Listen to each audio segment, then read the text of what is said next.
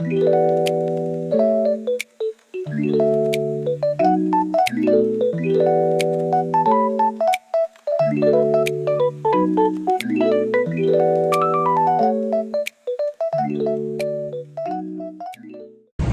guys.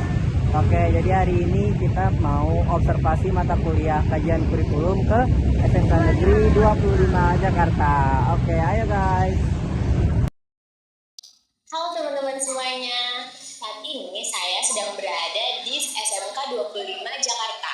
Nah, saat ini saya beserta rekan saya sedang bersama salah satu guru dari SMK Negeri 25 Jakarta. Mari kita kenalan dulu bersama ibu guru yang akan menjadi narasumber kita pada wawancara kali ini. Untuk ibu sendiri, boleh perkenalan dulu, Bu? Oke, silakan. Nama saya Ibu Eva Pipa. Saya mengajar di SMK Negeri 25 Jakarta pada mata pelajaran pendidikan agama Islam.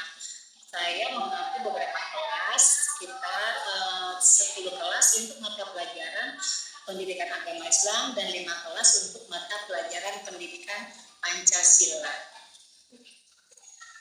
Untuk ibu sendiri, sudah berapa lama menjadi guru di SMK Negeri 25 Jakarta ini, Ibu?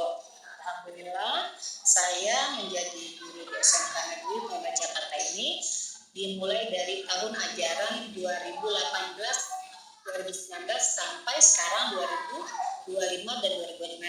Jadi sekitar 7 tahun atau 8 tahun ya. Lama banget nih teman-teman, Ibu sudah menjadi guru di SMK Negeri 25 Jakarta ini sekitar 7-8 tahun loh. Nah, kita lanjut aja ke pertanyaan yang pertama, yaitu terkait dengan kurikulum. Untuk di SMK Negeri 25 Jakarta ini, kurikulum apa yang sedang diterapkan? Dan kira-kira untuk landasan utama diterapkannya kurikulum ini, itu apa ya Ibu? Ya. Sebenarnya kita sudah memakai kurikulum yang selama saya ngajar di sini sudah banyak pergantian kurikulum. Di antaranya yang pertama ada kurikulum Kurtilas yang kita kenal dengan kurikulum 13. Kemudian diganti dengan kurikulum Merdeka. Dan yang terakhir kita mempelajari atau berbasis dengan kurikulum berbasis cinta. Nah, nanti itu kita kenal dengan deep learning atau pembelajaran yang mendalam. Untuk kurikulumnya berarti pakainya yang deep learning itu pembelajaran mendalam. Nah, menurut Ibu sendiri kira-kira untuk landasan utama diterapkannya kurikulum deep learning ini itu apa ya Ibu? Itu tentunya peraturan dari pemerintah yang memang selalu ada pengembangan kurikulum. Itu biasanya per 5 tahun sekali ada perda yang mengganti kurikulum. Jadi memang peraturan. Jadi kita landasannya ada dari peraturan pemerintah. Ya, karena memang kita dianjurkan untuk pengembangan kurikulum.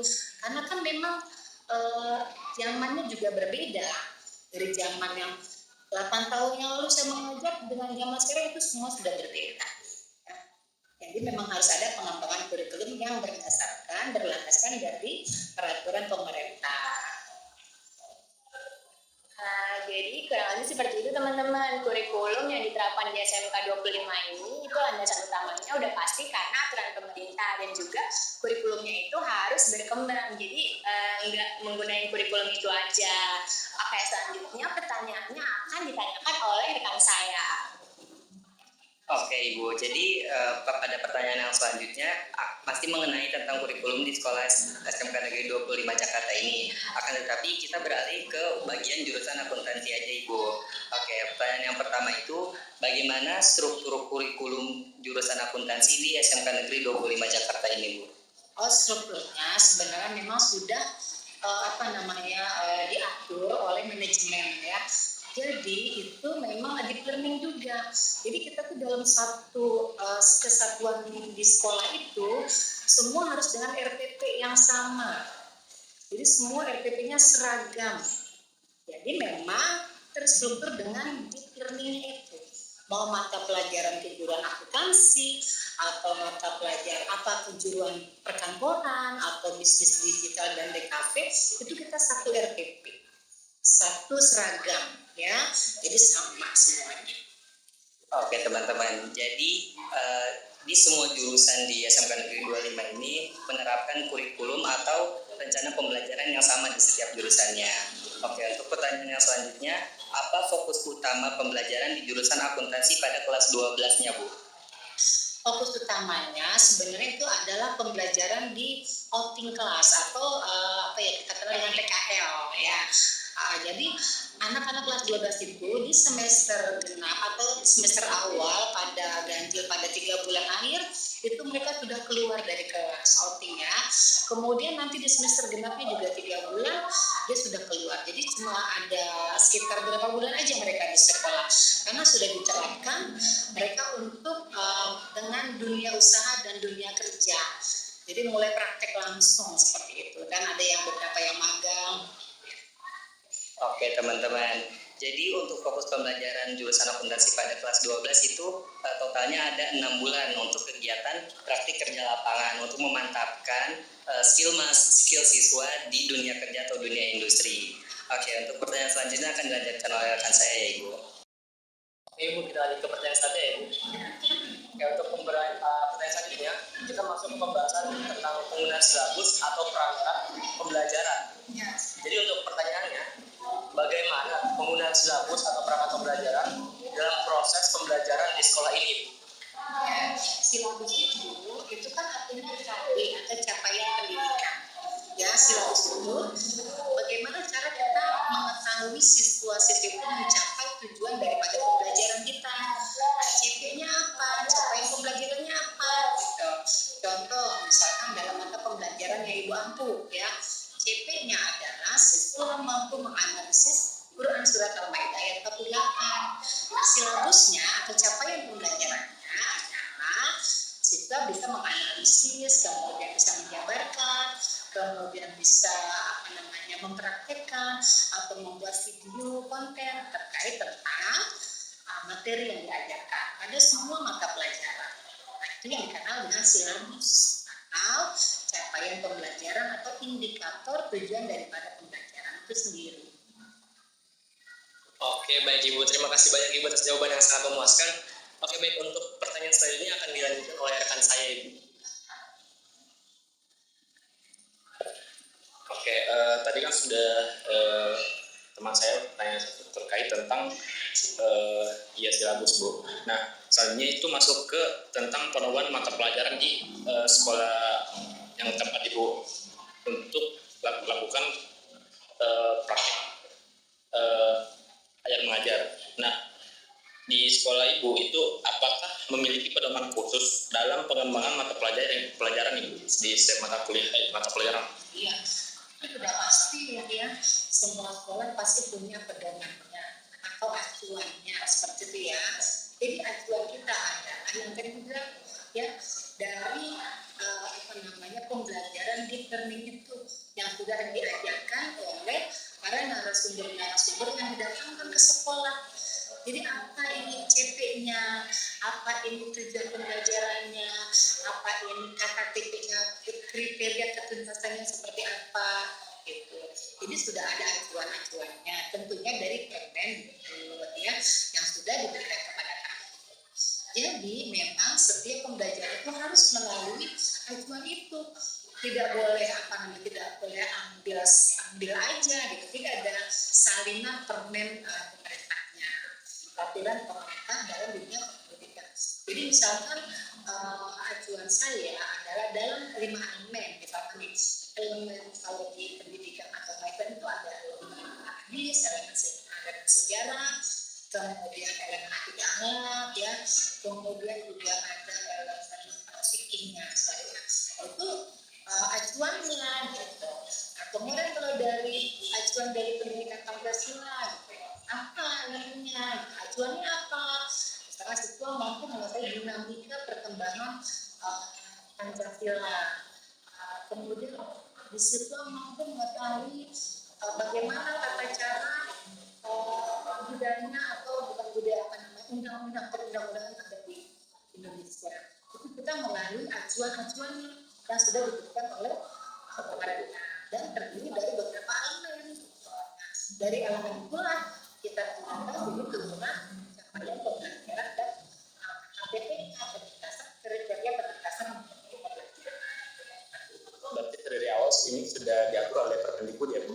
sudah ada, jadi ada permennya, memang itu penata berantaknya.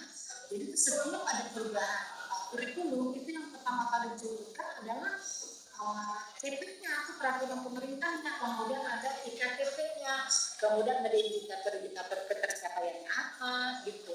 Jadi dari acuan itu baru kita bisa menarik gitu, baru kita tarik apa sih tujuan pembelajaran dari materi kita yang akan kita ajarkan ke siswa. Ya baik, terima kasih Bu. Selanjutnya pertanyaannya mungkin bakal dilanjutkan oleh teman saya. Ya.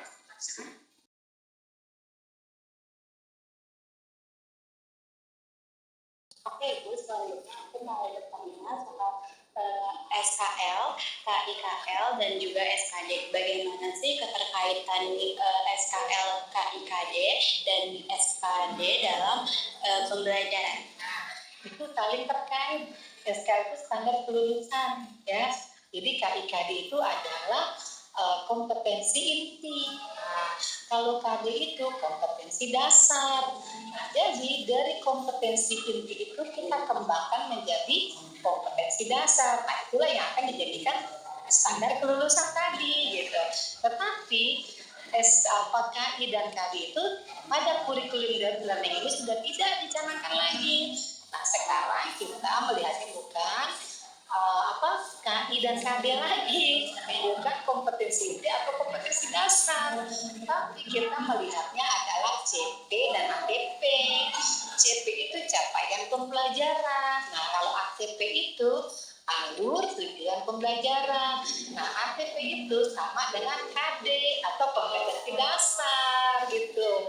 Nah, kalau CP itu adalah capaian pembelajaran, itu sama dengan kompetensi inti. KI dan KD itu sudah tidak ada di kurikulum deep learning atau kurikulum merdeka ini yang berdasarkan dengan cinta. Jadi kita memakainya sekarang CP dan ATP gitu. Nah, itu merupakan SKL. SKL itu kan standar kelulusannya apa gitu. Nah, itu tujuan pembelajaran, kita sebutnya TP gitu. Jadi TP-nya apa sih? Ada materi ini gitu. Jadi untuk KIKD itu adanya di kurikulum Kurtilas yang 13 ya. Kalau di deep learning ini tidak ada KIKD, tetapi adanya CP dan ATP untuk mencapai TP, tujuan pembelajaran. TP adalah capaian pembelajaran yang dikenal dengan kompetensi inti. Kemudian ATP itu kemudian kompetensi dasarnya. CP-nya itu atau TP-nya itu tujuan pembelajarannya itu apa gitu. Jadi itu yang intinya gitu. Capaian inti gitu ya. Yang selanjutnya di sini ada bagaimana pengaturan dan evaluasi dalam beban belajar siswa. Pengaturan dan evaluasi dalam beban belajar siswa itu tentunya diatur dalam jadwal pembelajaran, ya kan? Kemudian beban belajar siswa itu misalkan untuk kejuruan akuntansi dalam 1 minggu itu mereka bertemu dengan mapel kejuruan mereka itu berapa JP gitu kan. Kemudian mereka mempelajari pembelajaran normatif gitu kan. Pembelajaran yang kejuruan mereka itu JP-nya itu sudah diatur dalam permendikbudnya gitu. Jadi kalau 1 minggunya itu mungkin kalau untuk normatif itu ya, kalau untuk pembelajaran ibu itu adanya di cuma 3 JP dalam 1 minggu itu beban pembelajaran. Tapi kalau untuk kejuruan mereka yang akuntansi atau kejurusan DKV itu lebih banyak lagi dalam 1 minggu itu. Mungkin mereka bisa mencapai di 1 harinya itu bisa 5 JP atau 6 JP. Jadi anak tidak terlalu boring ya dengan 1 hari itu hanya mempelajari akuntansi aja, kejurusan aja. Jadi diselingi dengan ada pembelajaran seni juga tentunya. Kemudian ada juga pembelajaran Pancasila yang mereka kan juga harus berkarakter. Jadi seorang yang akuntas itu alangkah lebih baiknya dan lebih eloknya jika dia memiliki karakter yang bagus. Oke, terima kasih Ibu jawabannya. Ya.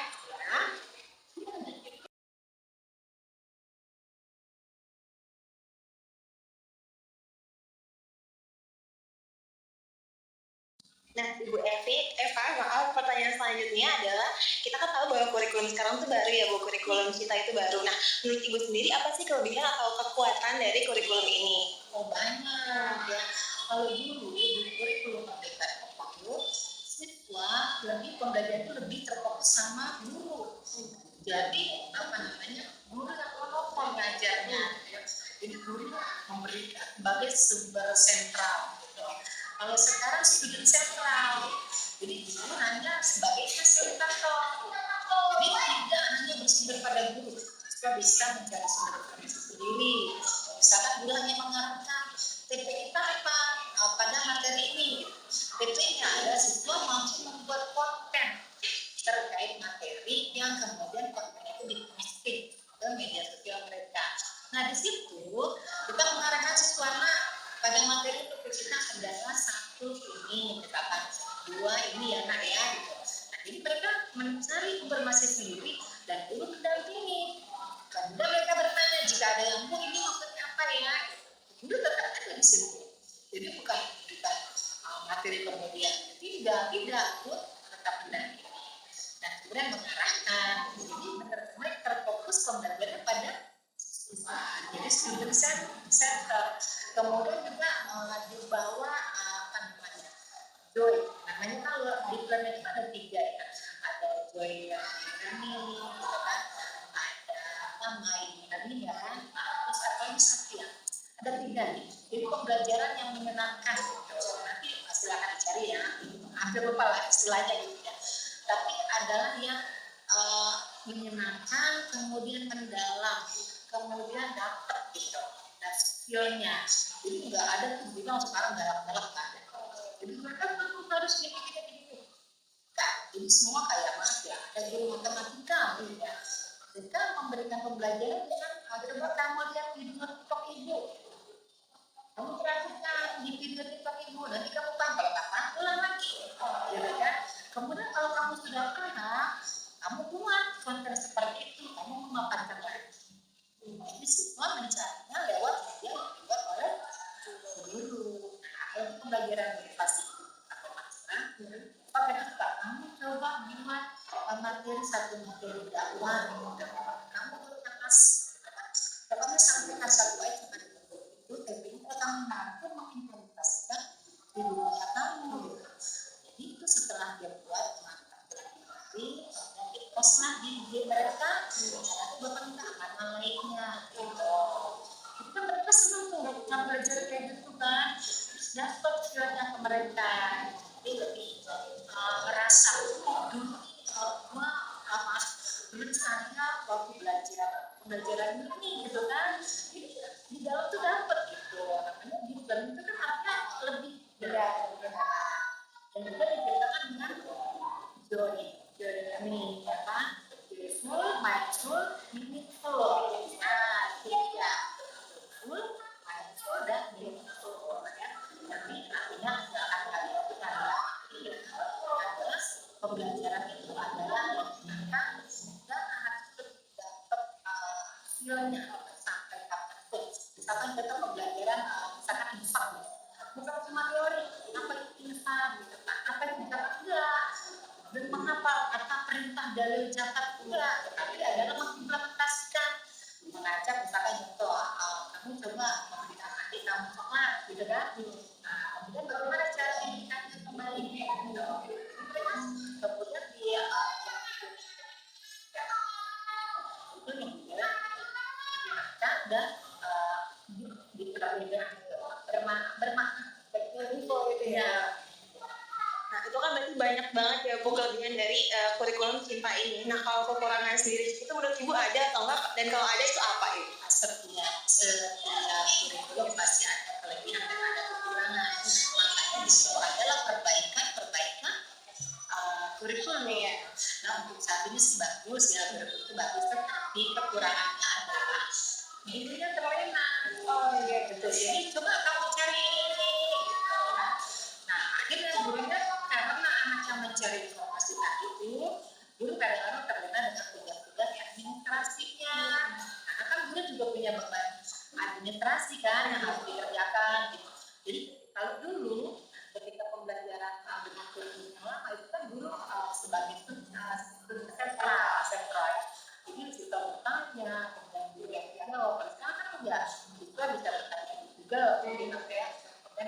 guru kan cuma sebagai fasilitator aja, kadang-kadang guru asik dengan oh iya aku belum buat ini gitu, udah belum buat ini gitu. Jadi aslinya ada guru yang mungkin mengertinya kurang sedikit bertanggung jawab atas usulnya itu. Ya, aku kira-kira kurang sedikit.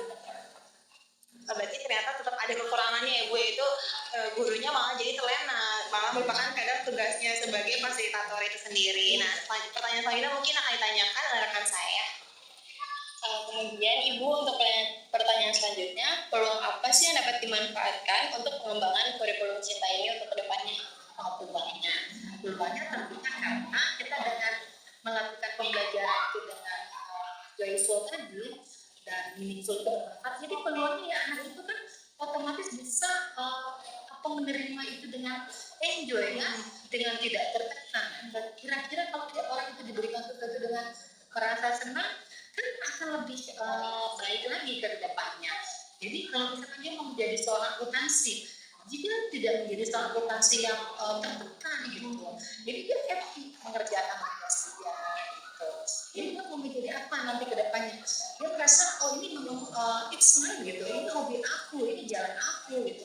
Jadi karena pembelajarannya diberikan dengan cinta, dengan kasih sayang dan menyenangkan, jadi semoga ke depannya para siswa-siswi gitu kan semua itu mendapat manfaat yang lebih baik lagi dan bisa lebih maksimal.